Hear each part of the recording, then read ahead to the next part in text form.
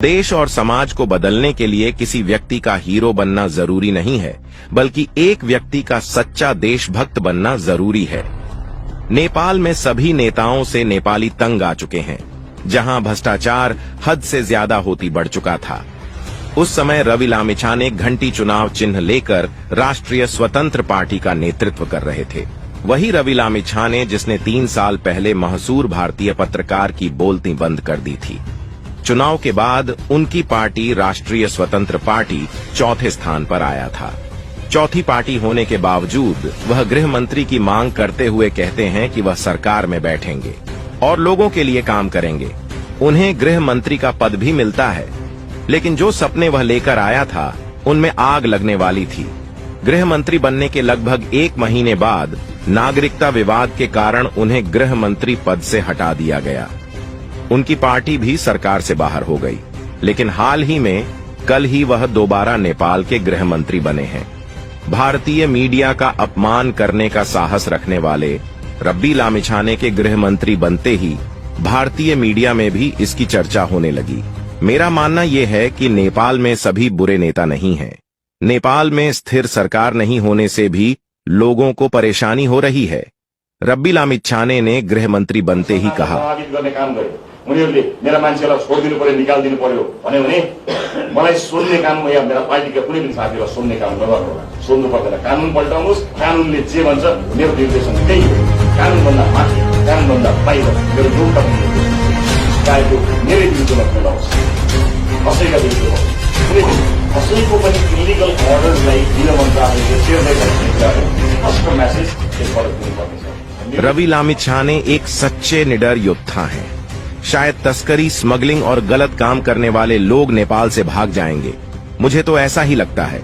अगर कोई सच्चा मंत्री है तो वह देश को बदल सकता है। रवि लामिछाने जीवित बाघ की तरह दहाड़ सकते हैं। वे अपराधियों पर बाघ की तरह हमला कर सकते हैं।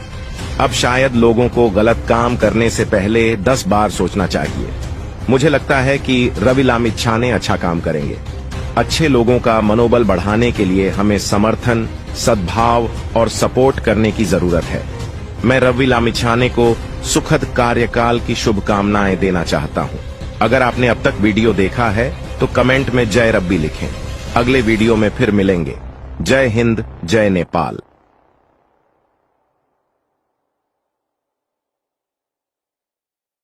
देश और समाज को बदलने के लिए किसी व्यक्ति का हीरो बनना जरूरी नहीं है, बल्कि एक व्यक्ति का सच्चा देशभक्त बनना जरूरी है। नेपाल में सभी नेताओं से नेपाली तंग आ चुके हैं। जहां भ्रष्टाचार हद से ज्यादा होती बढ़ चुका था, उस समय रवि लामिछाने घंटी चुनाव चिन्ह लेकर राष्ट्रीय स्वतंत्र पार्टी का नेतृत्व कर रहे थे। वही रवि लामिछाने जिसने 3 साल पहले महसूर भारतीय पत्रकार की बोलती बंद कर दी थी। चुनाव के बाद उनकी पार्टी राष्ट्रीय स्वतंत्र पार्टी चौथे स्थान पर आया था। चौथी पार्टी होने के बावजूद वह गृह मंत्री की मांग करते हुए कहते हैं कि वह सरकार में बैठेंगे और लोगों के लिए काम करेंगे। उन्हें गृह मंत्री का पद भी मिलता है, लेकिन जो सपने वह लेकर आया था उनमें आग लगने वाली थी। गृह मंत्री बनने के लगभग 1 महीने बाद नागरिकता विवाद के कारण उन्हें गृह मंत्री पद से हटा दिया गया। उनकी पार्टी भी सरकार से बाहर हो गई, लेकिन हाल ही में कल ही वह दोबारा नेपाल के गृह मंत्री बने हैं। भारतीय मीडिया का अपमान करने का साहस रखने वाले रवि लामिछाने के गृह मंत्री बनते ही भारतीय मीडिया में भी इसकी चर्चा होने लगी। मेरा मानना यह है कि नेपाल में सभी बुरे नेता नहीं हैं। नेपाल में स्थिर सरकार नहीं होने से भी लोगों को परेशानी हो रही है। रवि लामिछाने ने गृह मंत्री बनते ही कहा, उनीहरूले मेरा मान्छेलाई छोडिदिनु पर्यो, निकालिदिनु पर्यो भन्यो भने मलाई सोध्ने काम या मेरा पार्टीका कुनै पनि साथीलाई सोध्ने काम नगर्नु होला। सोध्नु पर्दैन, कानून पल्टाउनुहोस्। कानूनले जे भन्छ मेरो निर्देशन त्यही हो। कानूनभन्दा माथि, कानूनभन्दा बाहिर मेरो एउटा पनि चाहेको मेरै विरुद्धमा फैलाओस्, कसैका विरुद्धमा कुनै कसैको पनि इलिगल अर्डरलाई गृह मन्त्रालयले चेर्दै गरेको स्पष्ट मैसेज यसबाट दिनुपर्नेछ। रवि लामिछाने एक सच्चे निडर योद्धा हैं। शायद तस्करी, स्मगलिंग और गलत काम करने वाले लोग नेपाल से भाग जाएंगे। मुझे तो ऐसा ही लगता है। अगर कोई सच्चा मंत्री है तो वह देश को बदल सकता है।